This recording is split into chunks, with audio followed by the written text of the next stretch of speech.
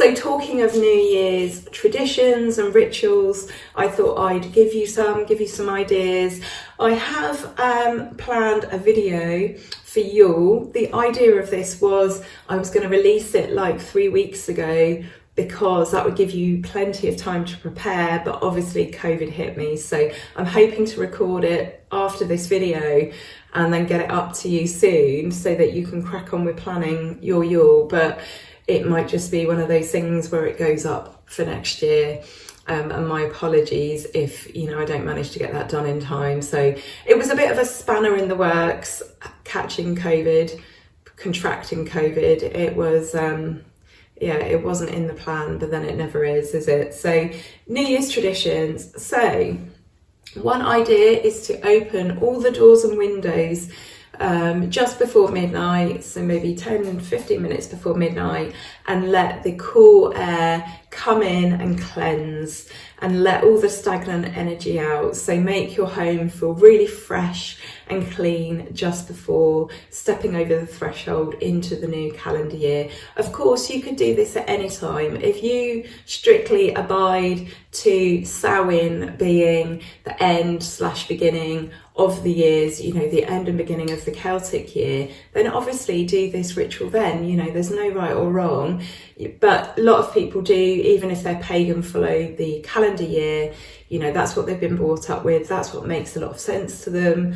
You could do it twice a year, couldn't you? You could do it around about Samhain and you could do it for the calendar year as well. The wheel is always turning. Each day we're a step along the wheel to an everlasting cycle. So it doesn't really matter when you do these things. You could do this on the 29th of December if you really wanted to. If you know that you're not going to be up just before the stroke of midnight on New Year's Eve, then it doesn't matter. Do it some other time. You can turn absolutely any act, any chore, any movement into something magical if you just take a bit of time to do some planning and think it through and then act it out intentionally. So easy to just turn everyday activities into something magical, or to plan something really simple and make it into something magical. So obviously we've just spoken about the burning of the Christmas cards, Yule cards, for wishing other people love, joy, peace.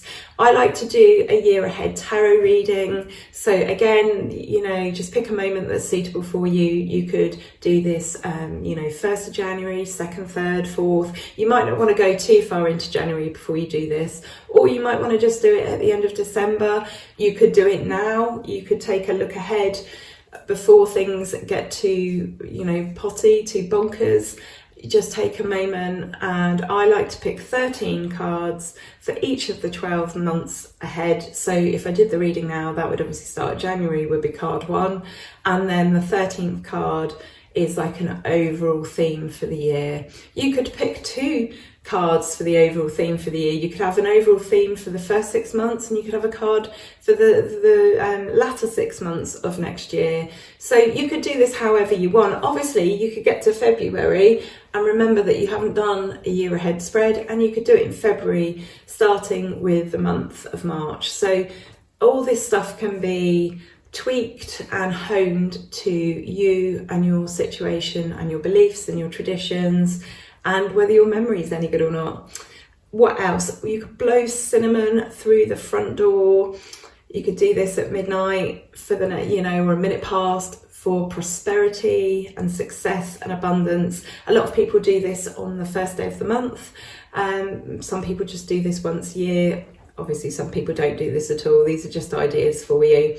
First fitting. Now, this is something that we actually used to do. My family used to do when we were children. Quite often we'd have New Year's Eve with our cousins, and apparently it dates back to the invading Vikings, the 8th and 9th century. I don't know how true that is. And the first foot is the first person to step over the threshold in the new year into a house. So when we used to have our New Year's Eve celebrations, we used to do this just after the clock struck midnight. So it was considered good luck to have a dark-haired man who was hopefully tall as well, light-haired or red-haired men or women or children were considered not to be as lucky and could perhaps even bring you misfortune. So ideally it had to be a tall, dark-haired man. So that used to fall on my uncle, who was very dark hair, and he would take the first step into our house in the new year, and he would bring items in with him. So the idea of that is to represent the things that you want. So he'd bring food to represent us always having food. He might have a glass of whiskey or something, and I'm sure that he used to bring a lump of coal as well. I might have that wrong, but I'm sure that he would like carry a lump of coal in, and that would have been from our barbecue in the summer, because we didn't have open fires. We wouldn't have had coal for a coal fire. That would have been from a bag from having barbecues. But the point is, it's symbolic. So yeah, he would come in bearing gifts to represent, bringing those things, that prosperity into our household.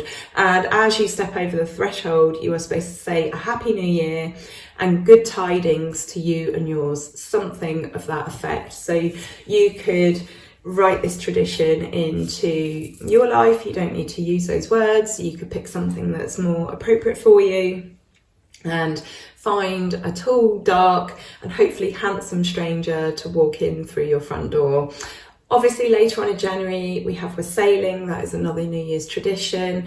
That happens on the 12th of January or sometimes the 17th, which it's known as Old 12e, because at some point the calendar changed, didn't it? So it used to be the 12th and then it was the 17th, but I have seen wassailing events like either or those dates, or around them if they're done at the weekend. So yeah, wassailing is something to put into your calendar for January.